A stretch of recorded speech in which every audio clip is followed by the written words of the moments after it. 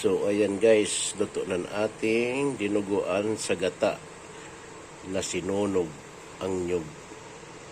Ang bango guys, parang amoy sunog na nyug. Ang sarap. Ayan.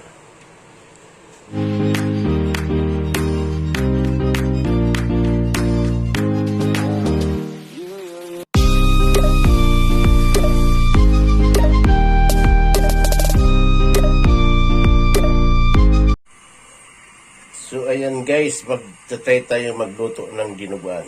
So ito yung isaw. Yan.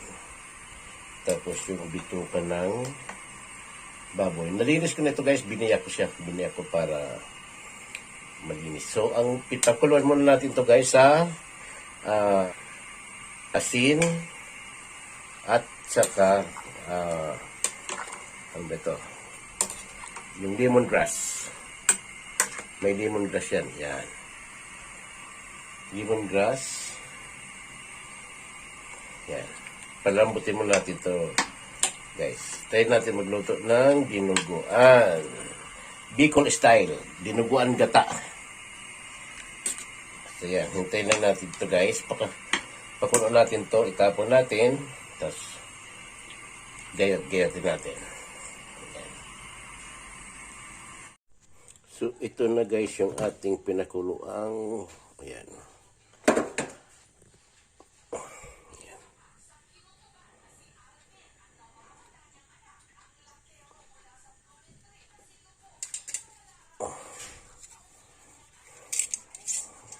So, ilipat na muna natin siya dito guys. Patuyin natin.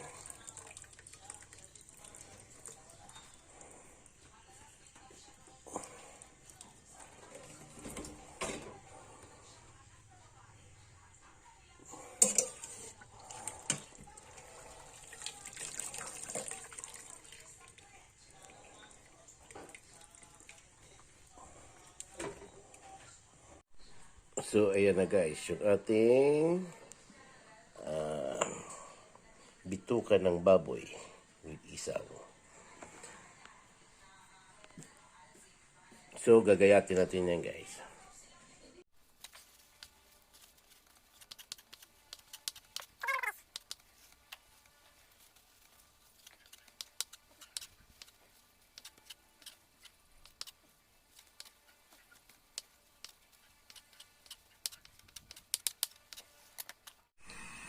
So, ayan guys, dito natin ilalagay yung ating gata. Ayan. Yung nyug, ihawin natin para mabango siya sa ating dinuguan. Ayan.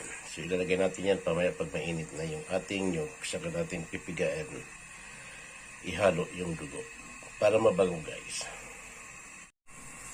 So, ayan guys, ilagay na natin ating nyug dito.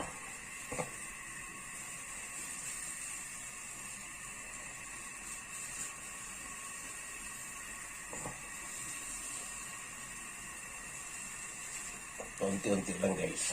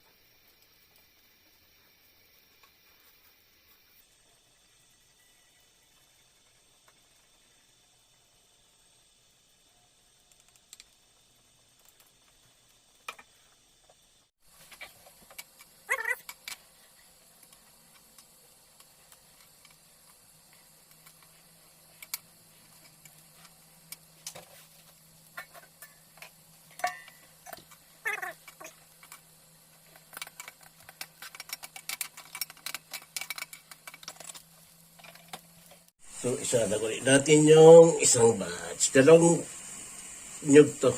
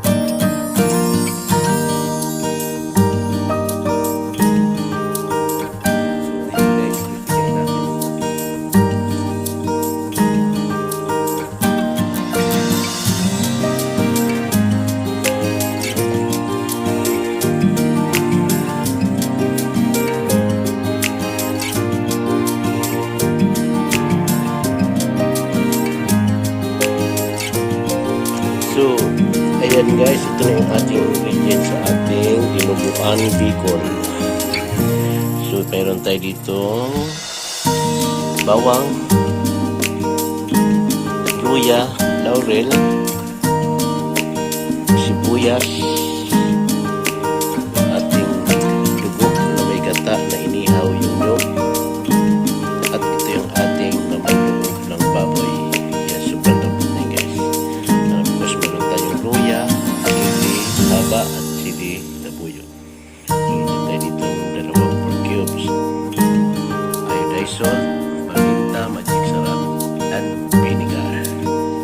So ayan guys,